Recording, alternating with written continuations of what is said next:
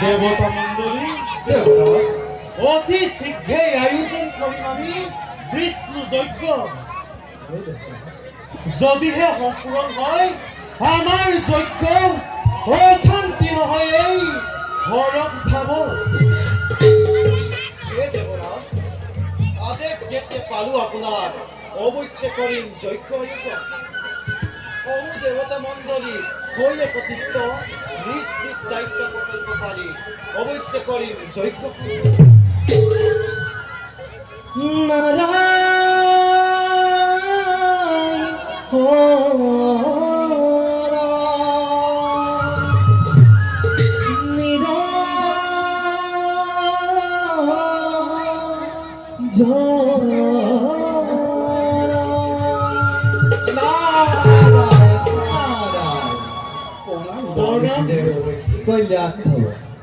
অকস্মাতে আবিৰ্ভাৱ কাৰণ ব্যক্ত কৰক দেৱৰ্ষি। অচিৰতে আহিব এক বসন্ত ধুমুহা।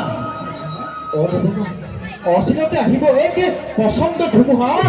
অমৰাৱতীত মিলিব বলে স্বৰ্গপুৰ হ'ব কিন্তু অতিবিন্দ বহেলিকাৰ পৰা পৰিহাৰ গোটেইখিনি কথা কত বিৱৰি দেৱৰ্ষি।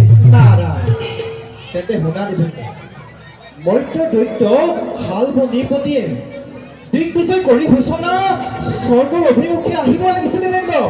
ভাল বৰ দেৱেন্দ্ৰ সৌৱা চোৱা দেৱেন্দ্ৰ। দেৱৰ্ষি নাৰায়ণ অনেক কল্পনা কৰেছে হেই অনৈক্য অকুৰে নাৰায়ণ অমূল মৃত্যুদণ্ড দি জননালয় সামান্য সেই মৈত্য দানৱে কি দৰে সৃষ্টি হ'ব ৩৩ কোটি দেৱতাৰ সন্মুখত।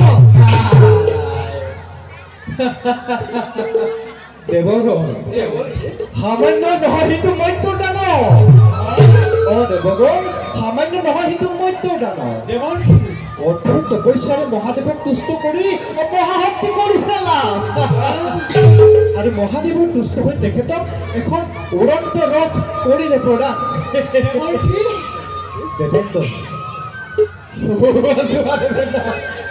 দেৱৰ্ষি আহিব লাগিছে স্বৰ্গথিয়া। অতি শীঘ্ৰে ইয়াৰ কিবা ব্যৱস্থা কৰা। নতুন ইয়াৰ উপায় এটা দিয়ক দেৱৰ্ষি। নাৰায়ণ উপায় মই নোৱাৰিম দেৱেন্দ্ৰ। দেৱৰ্ষি দেৱেন্দ্ৰ দিয়ক দেৱৰ্ষি দিয়ক। নাৰায়ণ উপায় উপায় উপায় উপায় উপায় উপায় উপায় উপায় উপায় দেৱৰ্ষি ধ্বংস হব অমৰাৱতী হে ধ্বংস হব আজি স্বৰ্গপুৰ।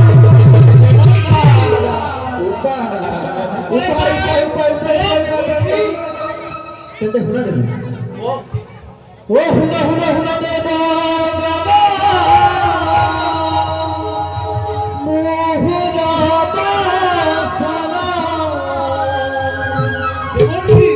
স্বৰ্গৰ অভিমুখে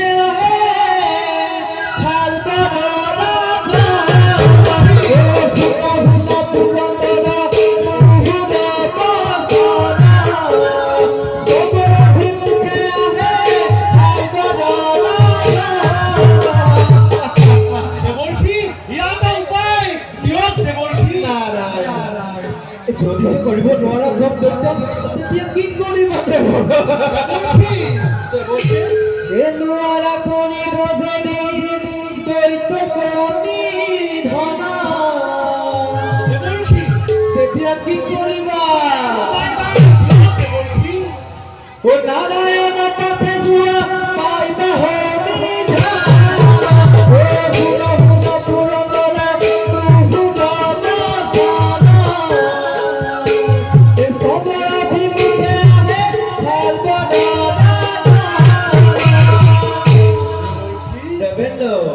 হস্তে হস্তে সাজু